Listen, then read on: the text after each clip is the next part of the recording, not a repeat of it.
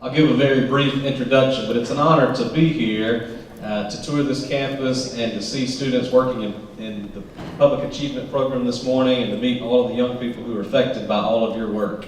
And you will be affected by coming to this program, I'm certain.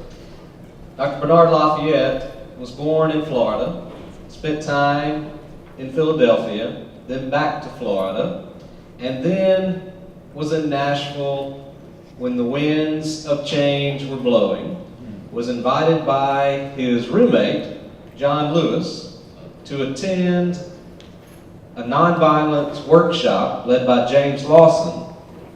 And as they say, the rest is history. And so the best way to introduce him is simply to say anything that happened in the civil rights movement from the Nashville sit-ins forward, Dr. Lafayette was somewhere around it, working closely behind the scenes with people like Dr. Martin Luther King Jr. and everyone else. And so it's an honor to be with you. Let's welcome Dr. Bernard Lafayette.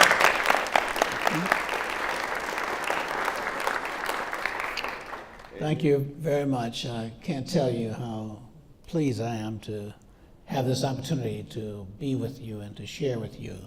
This is going to be more like a dialogue rather than a speech.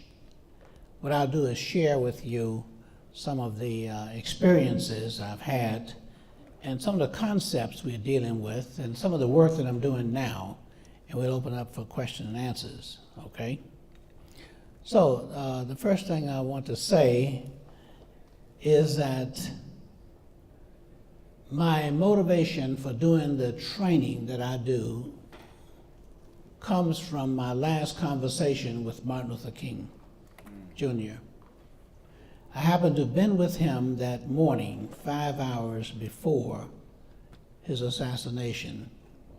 He had appointed me as program administrator of his organization, the Southern Christian Leadership Conference. He had an interesting way of recruiting me. I was working for the American Friends Service Committee in Chicago, because I left Selma, Alabama and headed to Chicago to start developing the Chicago movement. Like I had just finished the Selma movement and getting people mobilized and getting our movement started. And that's what I am. I'm a starter. I get people started. You have different roles to play, and I've just decided that, you know, I like to just be a starter rather than put on brakes, okay? So I had already gone to Chicago, and the interesting thing about the Selma movement, and we get more in detail later, I have a book here, by the way, on Selma, so you know how the Selma movement really got started and what went into it, but it's more of a lesson and about strategies for social change. But I use the Chicago Selma movement as an example, so it's like a textbook as opposed to autobiography, okay?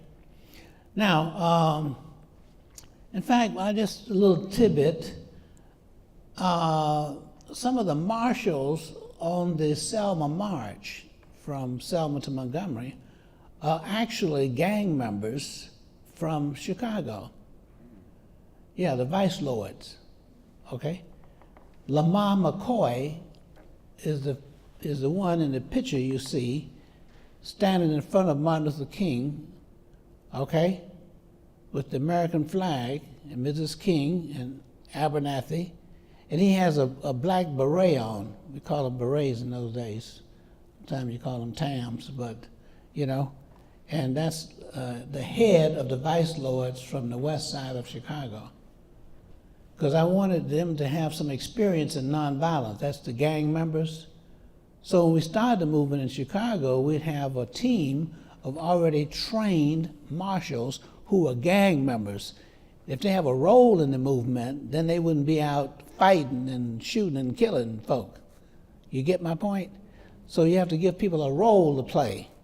So I believe in rolling them out, all right? So they were actually, what do you call it in the military? Boot camp? Selma was the boot camp for the Chicago movement.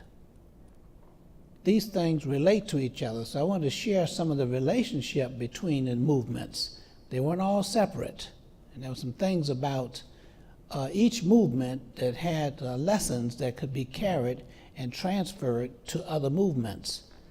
And we learned those things. And I'll open up for question and answer. You can ask me. Now, the movements I know about, so you'll know, and then we'll start some stuff here. The sit-in movement in Nashville. There's no coincidence that you had Marion Barry, the first chairman of SNCC and mayor of Washington, D.C. He was trained in Nashville. John Lewis, no coincidence. They ended up being a congressman, okay? And that sort of thing, et cetera. And one of the leaders in the various movements, March on Washington, okay, Selma movement, every movement that came around, John Lewis' head was in the march. And so he used his head not only for batons from the policemen, but he used his head to think through things.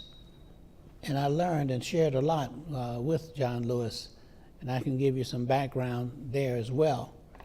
Diane Nash, okay? She was the coordinator and spokesperson for our Nashville movement, but also the Freedom Rides. And I can tell you how the Freedom Rides continued, if you want to know about the Freedom Rides and that kind of thing, et cetera. And the movement in Mississippi. There's some interesting facts that are not in your history books that I can share with you. And Chicago movement.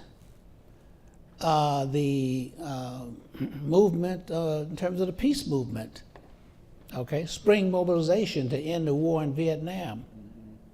Okay, in April of 15th, 1967, we had one of the largest movements, turnout, about 1 million people in the street at one time between New York and California. And Martin Luther King spoke at the UN. This is little known for some people. But all these things led up to the Memphis situation. And I was with Martin Luther King during that period as well. I wanted to share that with you. And the last words I had with Martin Luther King was the Lorraine Motel. His room number was 306. Mine was 206.